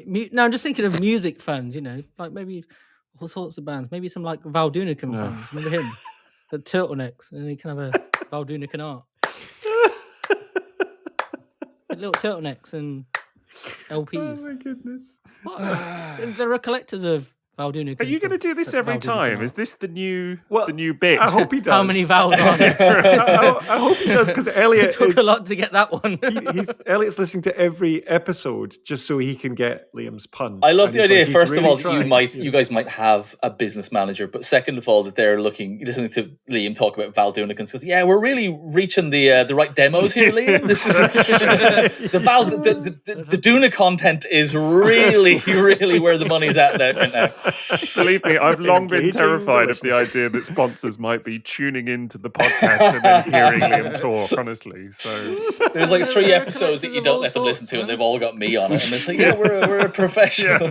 This is really good. We're really getting our money's worth. We stay on topic. Yeah. But yes, for the listeners listening, they should go and check out valart.co.uk, and you can use code Triple Takeover to get money off your first 3 months. And if we've not made it clear, it's just like a cataloguing thing, basically, isn't it? You can upload your toys on there, get your whole collection on there if you want to get it valued, and then if you do snuff it, it might be pretty useful for your loved ones as well. So here's Michael Parkinson with a pen.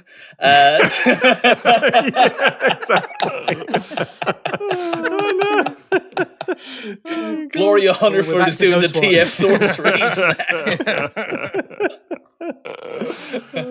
That's the vibe, very much. Well, if we're all still here next year, guys. The Transformers will return after these messages. Okay, well, we're going to do that bit of the pod where we talk about our sponsor, and that is, as well as Valar tonight, that is TFSource.com for all your Transformers needs. So we're going to do what we always do for them and have a little look on their site, see what they've got in stock and available for pre-order right now. And Nick has been involved with the choosing here, although Jason, you kind of overruled him a little bit there and just said... Well, you know what? It's good that he did, because I was looking at your accent is just impenetrable, Six. So I thought you were talking about it was a condiment website, so I was looking up the fucking sauce. Right, okay. So luckily, yes. Luckily, what we're sauce back on were track. you gonna get? Was it hot and mayonnaise? steamy tonight, isn't it? No, never. Not on the internet. God no! You start looking at mayonnaise on the internet, it's going to take you all sorts of places. Oh, no, it's. Have you guys tried the sriracha? Oh, here we are. Mayo. We're talking about the fucking sauce. Let's go. This section is called TFSource. I make sriracha mayo tuna. That's a good one, Liam. Do that. Oh, you're a vegetarian. Sorry, don't do that. Yeah, don't eat. Yeah. On my holiday, I did eat an anchovy again. I had a repeat of the anchovy incident by mistake because it was mislabeled. That was the accidental anchovy. That was that Guns N' Roses album we were waiting for ages, wasn't it? Yes, it was. The EP version. That was the working title. These jokes are for men 40 and over. Do you and your loved one have any plans after you? That's our podcast tagline, Nick. So you're fine. Honestly. Don't leave them in the dark. Visit TF Source for all your funeral needs. The funeral source. You have overruled Nick, and you've chosen Robosen Soundwave. Yes. And this thing looks pretty cool, I think. But Nick, you've not seen it. Well, the big spoiler, which absolutely nails it for me. There's three of them. It's not even a spoiler. So it transforms all in it. So that's the thing they do. Right? Definitely not a spoiler, Jason. Beyond that, it can take cassettes. So it can take full-size cassettes in it, and it's a Bluetooth speaker. Yes. So the speaker bit was the bit that got me. I am going on Valart with my MP3 Soundwave as we speak from 15, 20 years ago. Trading in, my friends, at long last. You can look at it and go, why can't you do this? Yeah. Why can't you play Val Dunican's greatest hits? Well, you can't, but you've got to put it on an SD card. I want it for that. As God intended. He's a big bad Dunican fixer. There we are. Oh my God, we're back there. We're back there. It's just TFSource. Oh my goodness. But yes, takeaways. He looks. We should. He looks like a perfect Soundwave. Soundwave is I think it's kind of hard to get right because he was done right first time. But this one looks like so true. Well, I think they've done what they've done with a lot of the more recent Robosen stuff is they've based it on the masterpiece. Yes. You can see that is MP13 Soundwave very clearly. And they did it with the second Bumblebee that they did. They did it with Grimlock. Yeah. And it works for them, honestly. And when you see the stuff in hand next to the masterpiece toys, I was about to say it's blatant, but I don't think they're trying to hide it. It makes sense. Yeah, the proportions are perfect on this guy, aren't they? Yeah. Really, really good. Yeah. Really, really good. And the Bluetooth speaker thing totally won me over. I was watching it with my son, and he's a big fan. Well, he's a big fan of Robosen stuff anyway, because we've obviously had a few of them sent here and stuff for reviews and things. But he's also a huge Soundwave fan.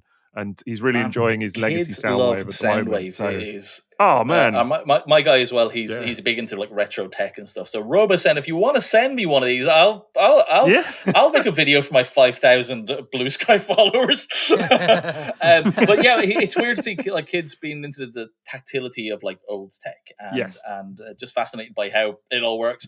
But kids doing Thought Bubble, which is a comic convention a few weeks ago.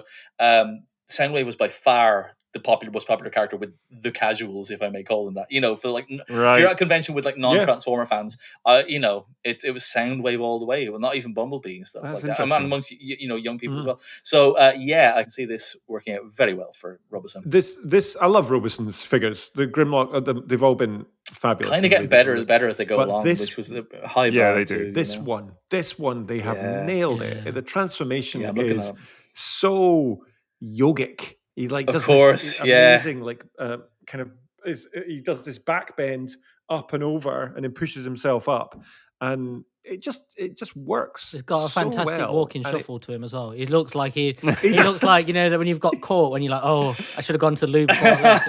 I saw him shuffling along. Operation follow through.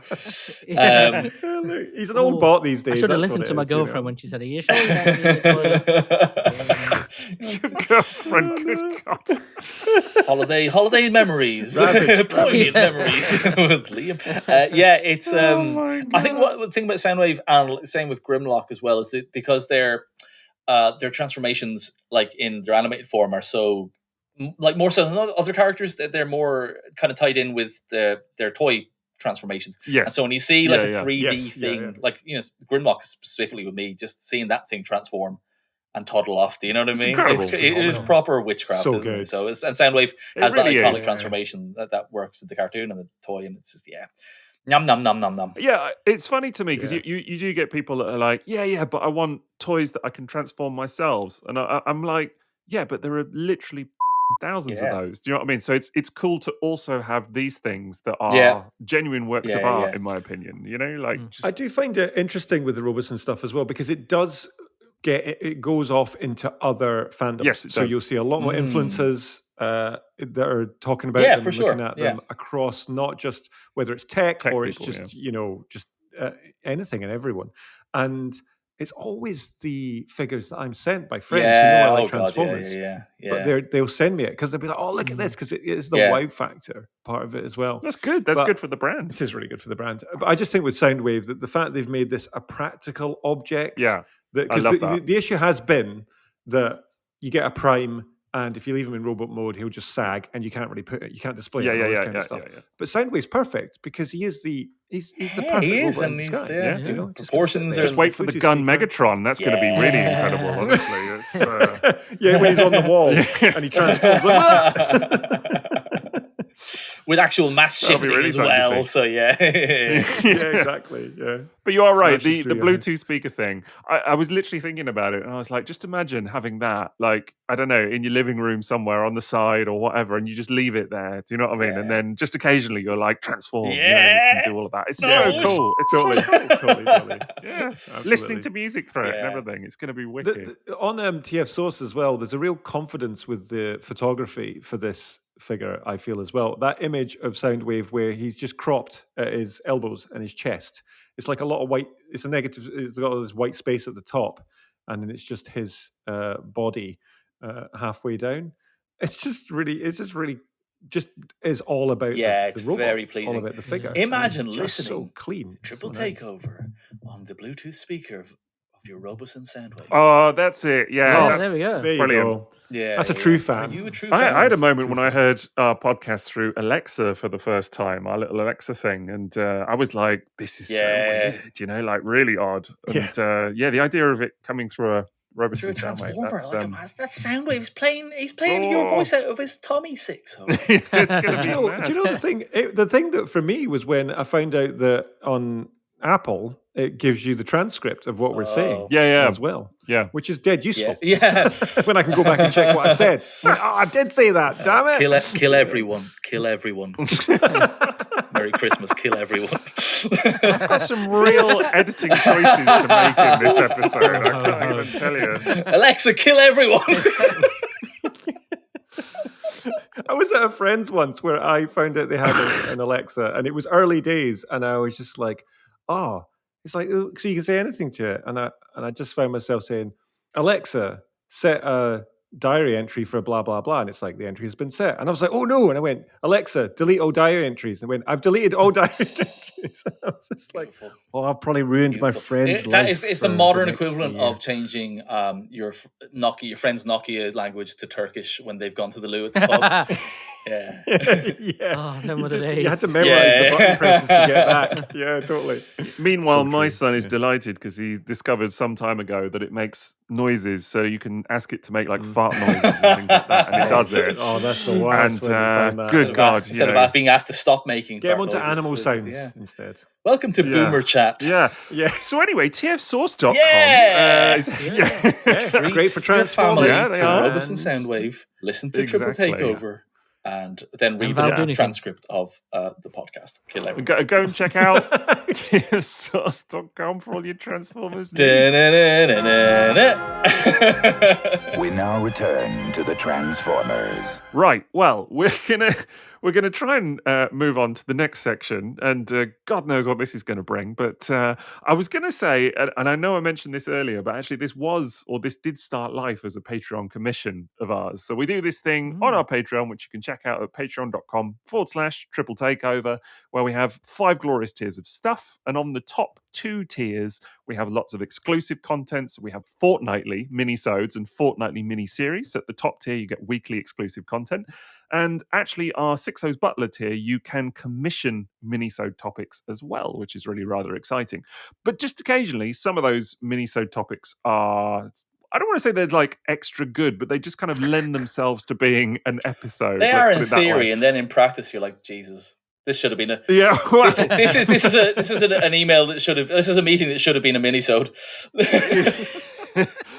So this one did start as a mini-sode, but then we decided that we were going to get Nick on board, and we were like, let's make it an episode. Why not? And this did come from Josh Bell, who said, could I please request... I'm just rereading it now. I'm realizing maybe we haven't done it justice, because he said, could I please request Thrilling 30 Springer and its variations? So, I mean, we did mention Rodimus. Battle Trap. Yeah, we did. Battle Trap, didn't we? We Platinum. said they exist. All right, Josh. Back off, okay? Yeah, go and listen to it again. Robeson Soundwave from TFSource. All right, Josh, okay? Yeah. These parasocial relationships that we've formed with Josh. But also, thanks for your support. Yes, Josh, also that. Thanks. Yes, and thank you for being such a lovely... You can tell me what to do dude. anytime, Josh. Yeah, lovely. Okay. There you go. So yeah, thank you for that, Josh. But otherwise, Jace, on our Patreon, there are some other perks, aren't there? Because people can ask us questions. They can, indeed. Now, I chanced upon these just now, which is kind of perfect. Now we've got Nick with us. So there's 2 questions tonight, and they're coming from the Mapes brothers, whom you may be aware of. That's not the tagline. No, that's not the first. I know. I did With whom you may be familiar. Whom you might recognize. Who you might recognize. So, the first one. Here we go. Liam, you're going to love this. And we all are, aren't we? Don't tease me, because I'm reading it right now. Told us to, yeah. It says it in the script we are, yeah. I think we should do this. I think we should do this together. Yeah. We could do this together as a team, right, to come up with this, because otherwise it does ask us all to design. But anyway, you are all asked to design a drink to represent either 1 or 2 Transformer characters. Oh, God. What does the drink comprise of?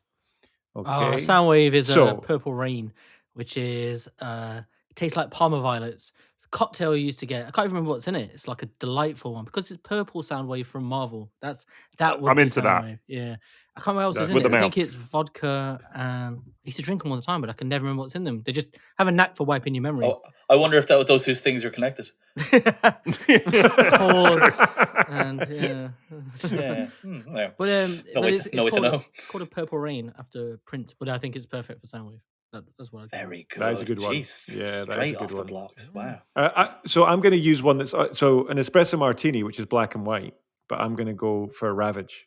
A Ravage would, and it's a coffee based martini, but with a bite. Nice. So it's got candy poppers in there. You know, those popping candy that goes in there. Like as What well. kind of espresso martinis are you having?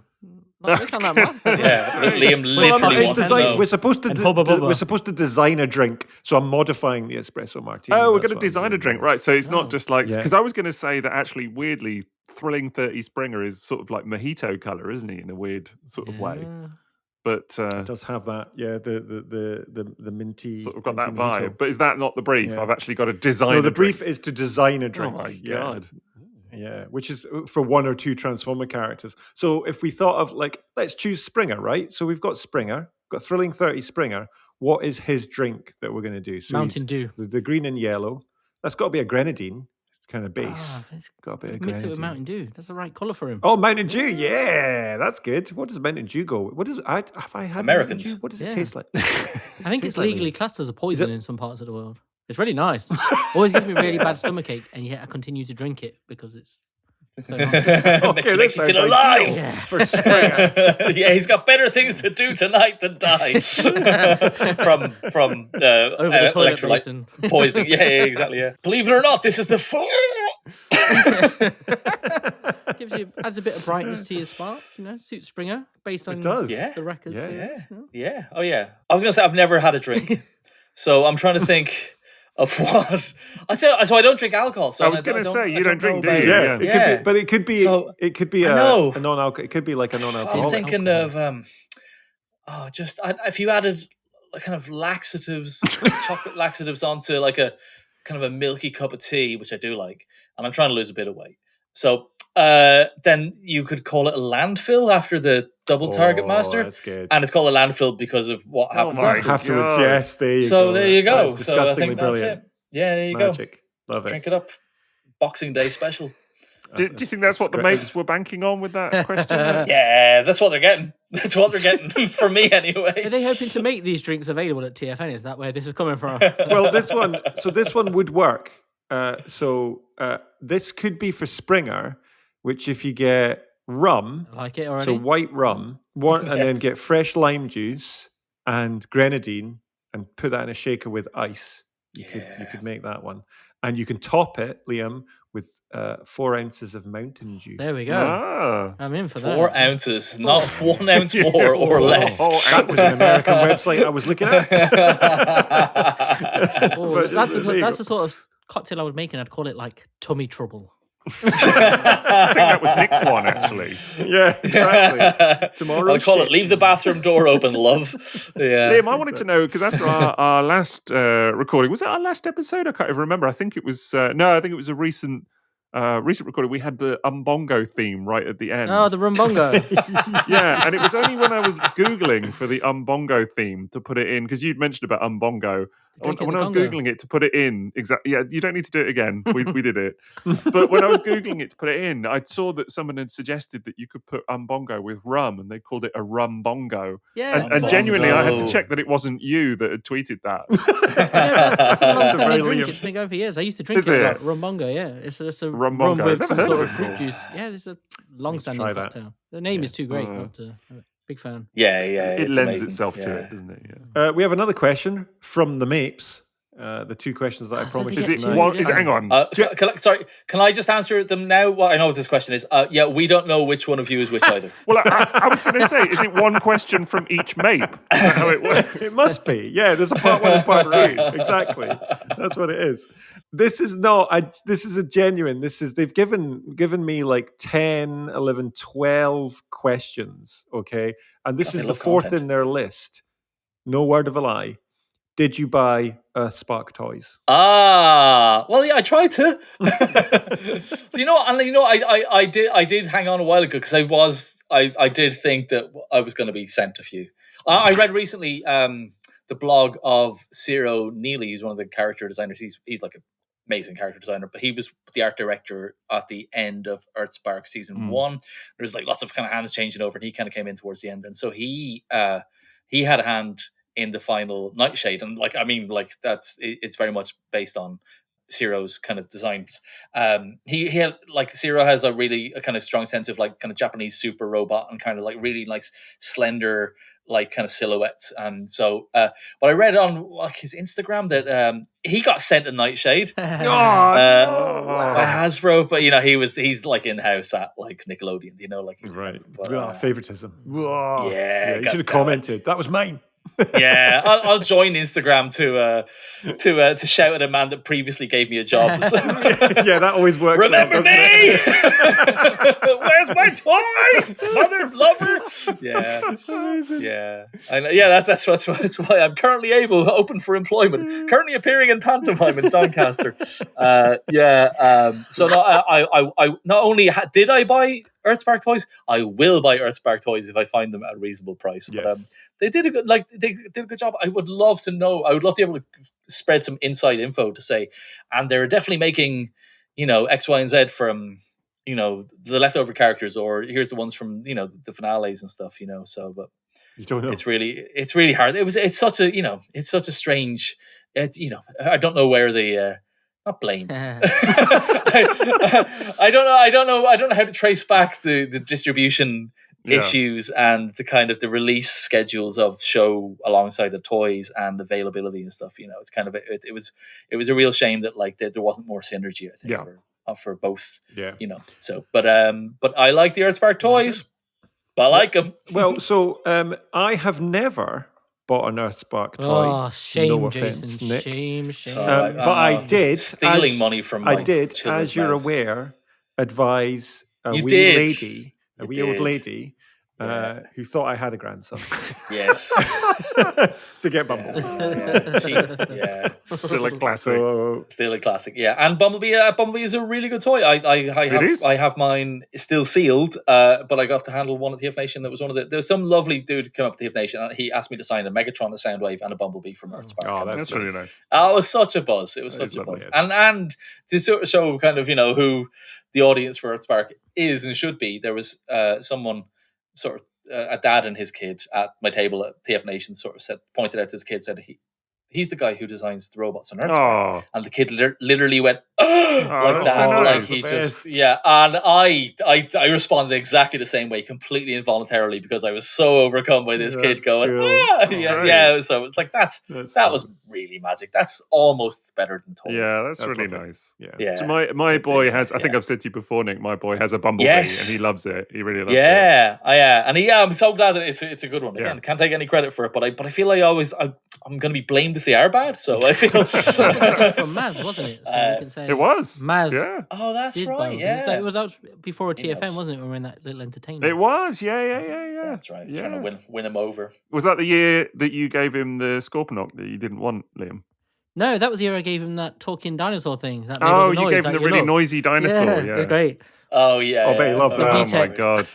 Yeah. He did. Liam did what people that have kids don't do, which is he bought the noisiest thing imaginable. That's proper uncling, that is, isn't it? That is some weaponized uncling. The best bit was the next morning when Liam was sleeping in the living room, and we sent my boy in at like whatever time it was, like 7 a.m. with this thing, and he woke Liam up with it. I can't remember what it does now, but it goes like "see ya" like that, like really loud. Oh man, good stuff. The Christmas we deserve, Liam. That's it made it for me when I found out that it was so problematic for you. I was like, oh, that's great. That's brilliant. Yeah, you've won when they've tossed about. They didn't even throw the batteries out. They just throw the toy out. It's infuriating. Drop it from a very high height. I remember visiting my cousin in America where they have basements. And like it was in his basement, and it's just all the noisy toys in there, and he was just sort of like, they don't come down here, they don't realize, so it's just they all just disappear and go down to the basement. Absolutely. I genuinely, when you said that you'd got that toy, that Liam had got that toy, I thought you meant he'd bought it for Maz, which I was momentarily confused. That's what Maz into. Yeah, he's exactly. Like, why is Liam talking buying about that this, mid-tin box juicer version of this noisy T-Rex. It was all about the particular copyright stamp. Oh yeah, exactly. It would be that version of the voice. Exactly. I would marry Maz when he talks about copyright stamps. I don't know. There's something about balls, I don't. Yeah, he's so persuasive, and I don't think he knows he's doing it. Like so. It's he knows. He's just unadulterated. Does he? Yeah. Good. Okay. Well, that's all right. As long as he knows the power he has. I've talked to other people about it. I talked to Raz about it, and Raz has even said there's something about the way Maz articulates his passion for a toy, and it just makes you go, I'm out of money. You wake up and your wallet is empty. Yeah, exactly. It's empty. Yeah. Have you bought any Earthsparks, Liam? I have a couple. What did I have? I had a Twitch, which was cool. Twitch is so cool. She's cool. Ones. And I had the Grimlock, which I gave to a child for some reason, and I need to get that again. But I also have a Thrash, but the Thrash is it's done by it's like a custom version, and it's been dyed and coloured to look like Rung. It's got Rung's head. Yeah, and it's amazing how much it fits him. So he would be a good. He's such an easy retool, pre-tool into Rung. Just make a Rung, Hasbro. Here's a question, Nick. With your Earthspark designs, like all Transformers toys, we always get loads of recolors. Are there any you would have liked to have seen from your toy designs or your character design? Sorry, that's a really good one. I think I've thought about the Rung thing. I think that's an obvious, and it's an easy one to kind of like pop a different head on, or even you just cheap it out and kind of just say it's Rung. When I was asked to design those characters for Hasbro years ago, when I was doing those Pirates internal stuff, and I was doing the Detritus, and Detritus is traditionally a recolor of Hound, but this was you just come up with it. So it said make him like a Cybertronian Junkion Jeep or whatever. But I do remember the design I did for Detritus was basically Last Stand of the Wreckers Iron Fist. Yeah, right. and I made sure the proportions were such just in case were this, because it was sort of like, because I knew this. So that was one thing I kind of thought, well, if this gets a toy, I'd love it. Yeah. I'm making it easy for you if you want to recolor it into an Iron Fist. I'll send you a picture of the rung. Somebody sent me as a gift. It was the fantastically talented Creations. Also sent me this. Oh yeah, the Cuphead. Oh, Cup.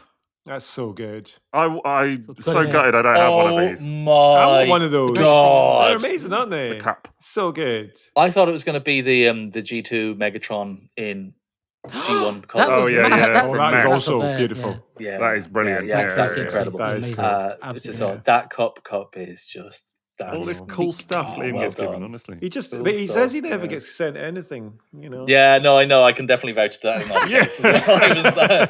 I'm very lucky by some very lovely people. That is beautiful. So thank you very much. You do, and it is deserved. It's a circle of virtue, isn't it, amongst these jerks? But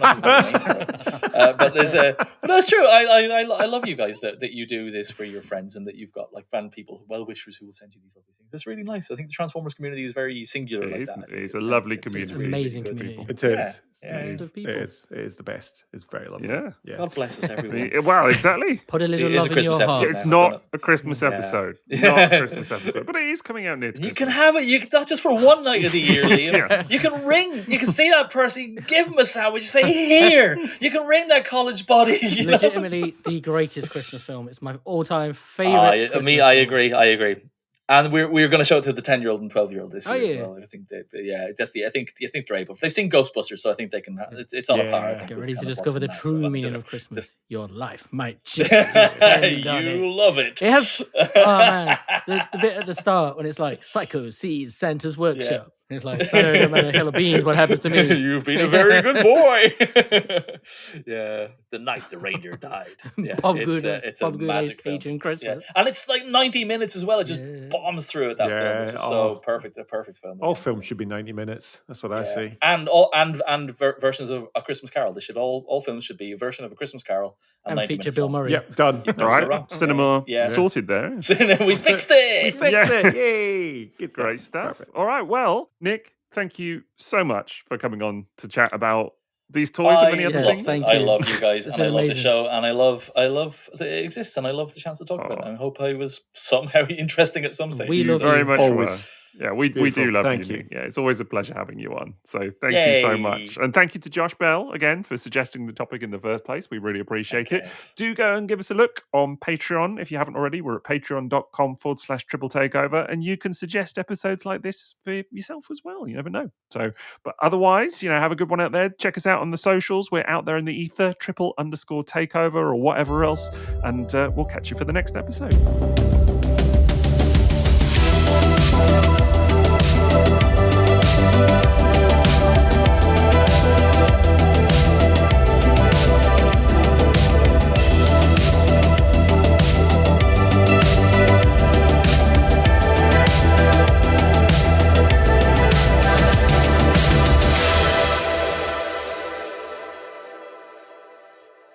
We had James on recently, anyway.